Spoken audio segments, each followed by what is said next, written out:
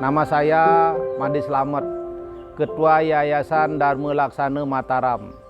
Satu-satunya yayasan milik umat Hindu di Nusa Tenggara Barat yang di dalamnya ada unit pendidikan mulai dari TK, SD, SMP sampai SMA. Di sini juga ada panti asuhan Hindu, satu-satunya panti asuhan Hindu di Nusa Tenggara Barat. Di sini kami sudah bisa melahirkan seorang anak yang lulus Bintara, namanya Yuda Pradana.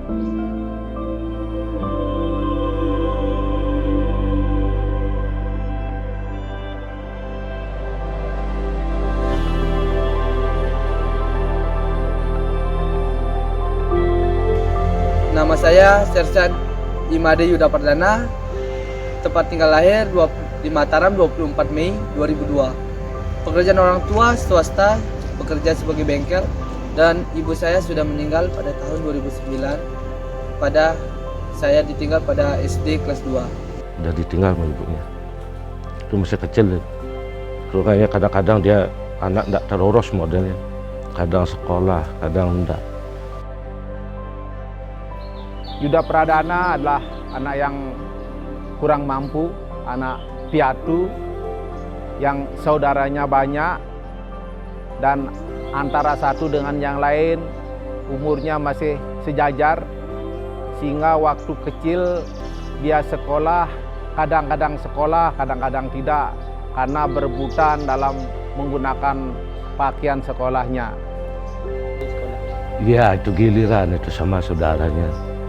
Ya, itu dia gimana bajunya, maaf ini, bajunya 1 minggu itu sampai dari putih dari hitam jadinya.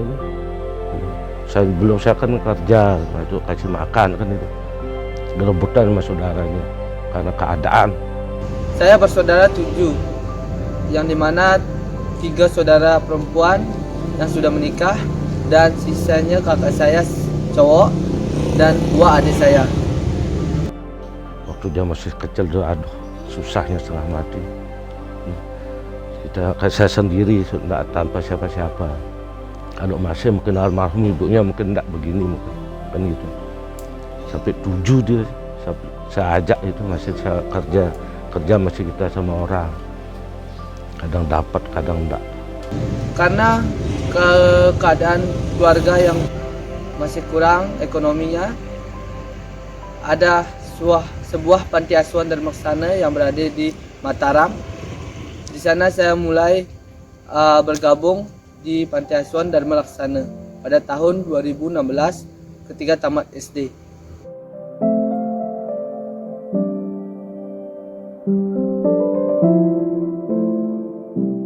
Untuk anak-anak yang tinggal di sini itu yang diterutamain anak-anak yatim, piatu, kurang mampu, sama ada beberapa anak-anak yang broken.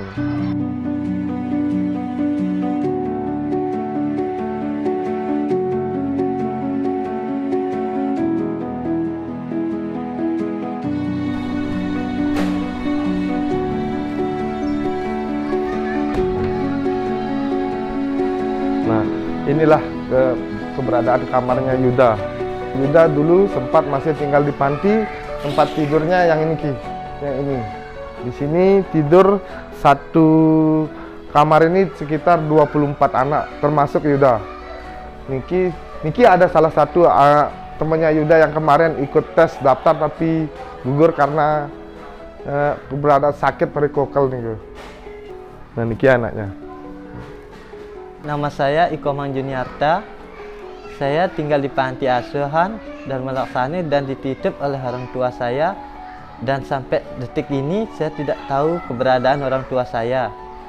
Dulunya saya teman sekamar dengan Yuda, dan saat pembukaan tes kami latihan bersama-sama dengan Yuda. Namun di saat pembukaan tes tersebut Yuda yang berhasil dan saya yang kurang beruntung.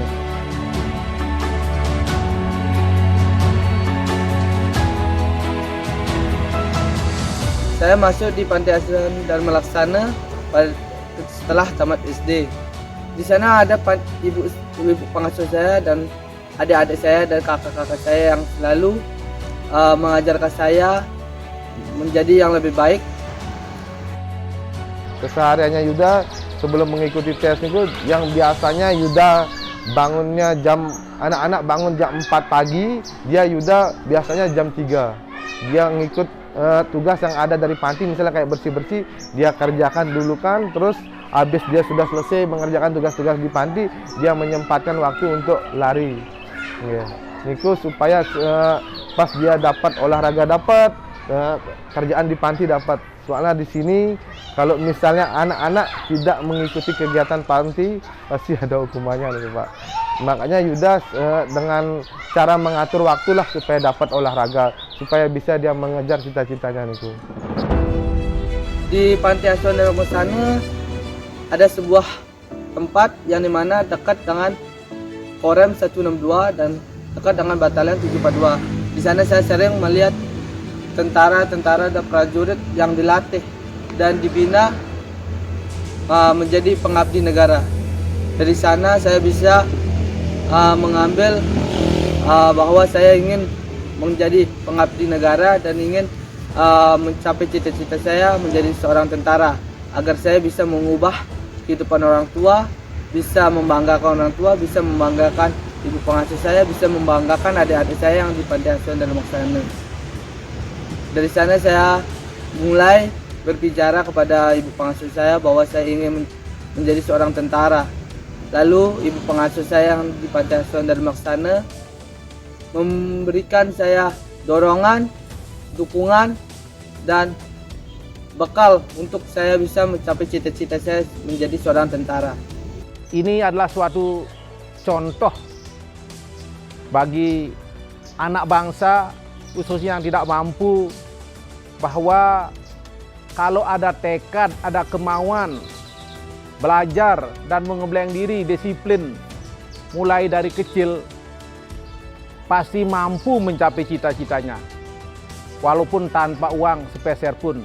Ini dibuktikan oleh Yuda. Yuda bisa mencapai dan lulus menjadi TNI tanpa uang satupun. Nah, di sini seluruh anak bangsa, khususnya yang tidak mampu itu, supaya menghapus image bahwa mencari apa-apa itu menggunakan uang. Tapi ini Yuda salah satunya yang tidak sepeser pun membayar uang untuk mencari atau mencapai cita-citanya dalam diri menjadi TNI Angkatan Darat. Saya termotivasi dengan rekan saya yang sudah menjadi seorang TNI, yaitu Yuda, dan sampai saat ini saya menjadi tambah semangat untuk lebih giat lagi belajar dan latihannya agar cita-cita yang saya gapai terkabulkan. Dan Yuda juga memberikan motivasi kepada adik-adiknya di sini, di mana nanti akan lahir Yuda-Yuda yang baru, Yuda-Yuda yang lain untuk mencapai cita-citanya, karena di sini banyak adik-adiknya apalagi setelah Yuda lulus ingin menjadi TNI Angkatan Darat. Mudah-mudahan dengan dimotivasi oleh Yuda, yang kedua mereka memotivasi dirinya tentu dengan belajar yang semangat, disiplin, berolahraga, menjaga diri, menjaga kesehatan, cita-citanya bisa tercapai. Kalau kita kenang-kenang masa lalu itu, tidak bisa diceritakan banyak. Sekarang saya sebagai orang tua berterima kasih bahwa anak saya sudah sukses untuk menempuh kehidupan yang akan datang, apalagi untuk ngabdi untuk negara. Saya pesan sama anaknya itu satu, yang penting jangan lupa sama anak adik-adik pantimu. Cuma itu pesan dia. Kalau bapak mungkin bisa belakangan, karena yang ngidupin, yang mendidik Anda itu kalian itu dari panti sampai kalian jadi sampai sekarang. Yang apa Anda harapkan, cuma itu pesan bapak sama kamu. Iya Pak, siap Pak. Kita orang tua ngajar pada baik. Sebab itu pesan yang sama anak, jangan lupakan yang di sana. Bahwa dari sana dia jadi kan gitu. Kalau tanpa di sana mungkin tidak tahu kita dia kerja di mana, kita tidak tahu juga.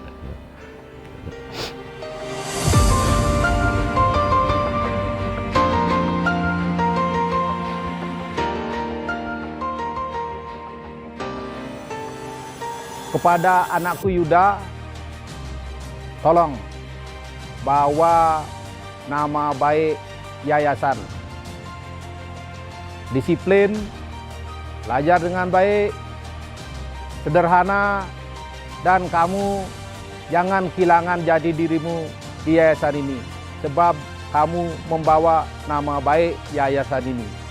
Akhir kata, kami mengucapkan terima kasih kepada Bapak Kasad, kepada Bapak Pangdam 9 Rayana, kepada Bapak Danrem 162 Wirabakti yang sudah memberikan kesempatan kepada anak kami Yuda Pradana untuk menjadi prajurit TNI Angkatan Darat